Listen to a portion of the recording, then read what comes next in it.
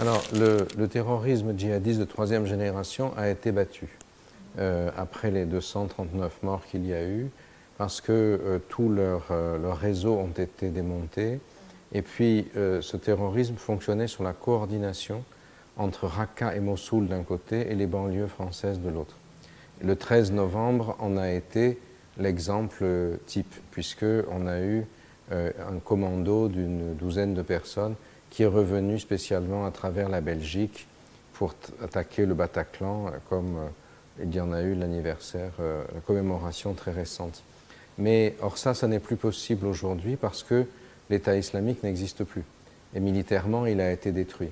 Et du reste, pendant les 2 dernières années, les attentats en France étaient justifiés par les bombardements contre l'État islamique parce qu'ils savaient très bien qu'une fois que l'État islamique aurait été détruit, alors leur mode de fonctionnement ne serait plus opérationnel.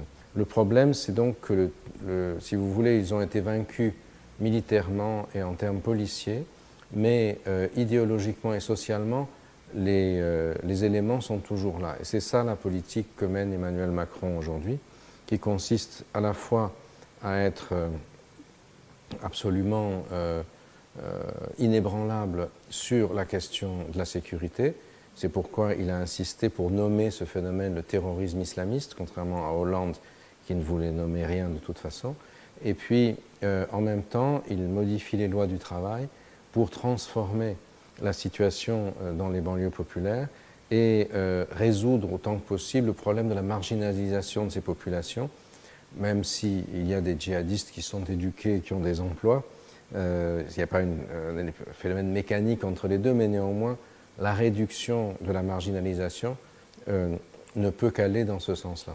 La tension entre l'Arabie saoudite et l'Iran est au maximum aujourd'hui, et c'est pourquoi le président Macron, lors d'un voyage pour l'inauguration du Louvre aux États-Unis, est revenu et s'est arrêté en Arabie saoudite, qui ne connaissait pas le prince héritier Mohammed Ben Salman, qui venait de faire cette purge dans son pays.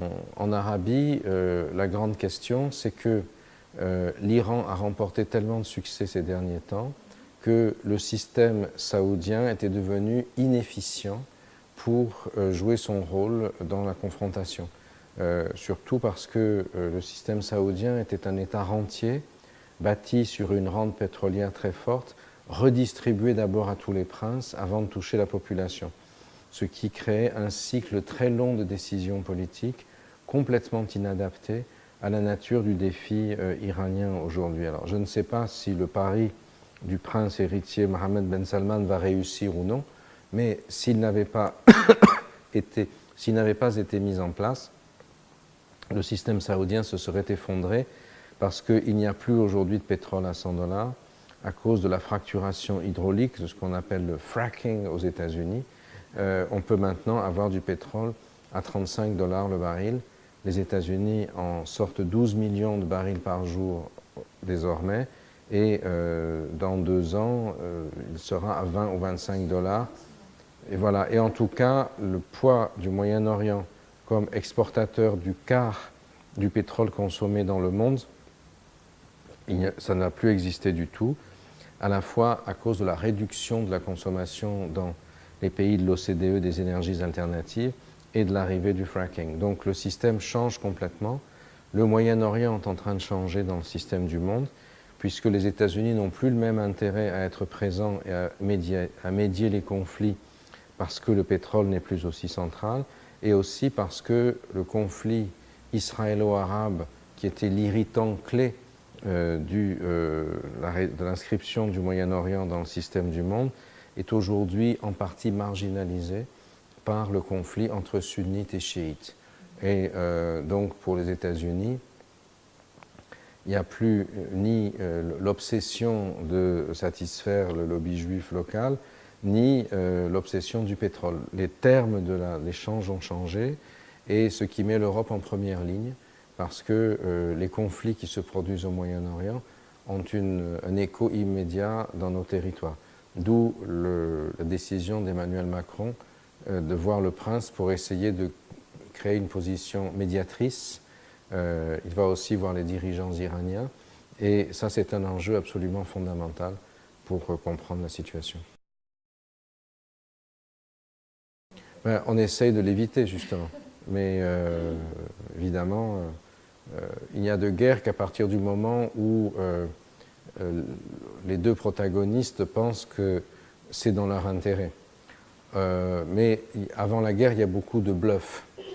Et l'Iran, bien sûr, est aujourd'hui en position dominante, comme l'est la Russie, dans la région, mais ce sont deux pays très fragiles, avec des économies mal intégrées, très dépendantes du secteur pétrolier.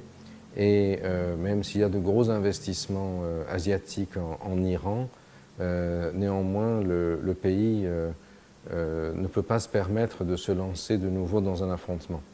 Et avec la volonté de Trump de supprimer l'accord nucléaire iranien, évidemment, les Iraniens se trouveraient de nouveau marginalisés économiquement. Et c'est pourquoi ils ont besoin de la médiation européenne. Le président Macron a rendu très clair depuis son arrivée au pouvoir que son objectif, c'était que la décision dans le monde soit aussi multilatérale que possible. Et il a cultivé une relation particulière avec le président Trump pour l'en convaincre.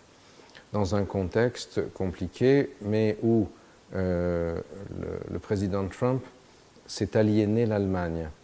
Et alors que l'Allemagne comptait toujours sur l'Amérique, dans le système européen, la relation germano-américaine a entre autres permis la prospérité allemande, qui est due bien sûr au fait que les Allemands sont les Allemands, donc travaillent et prennent moins de vacances que les Français, mais aussi parce que l'Allemagne a très peu investi militairement, sa défense, puisqu'elle avait le parapluie américain. Et c'est la France et l'Angleterre, mais le Royaume-Uni est maintenant sorti de l'Union européenne, qui ont l'essentiel de la capacité de déploiement militaire européen. Donc, la volonté de Macron, c'est de créer plus de multilatéralisme, et son intervention médiatrice dans la région du Moyen-Orient, évidemment, elle veut en tout cas se faire au nom de l'Europe.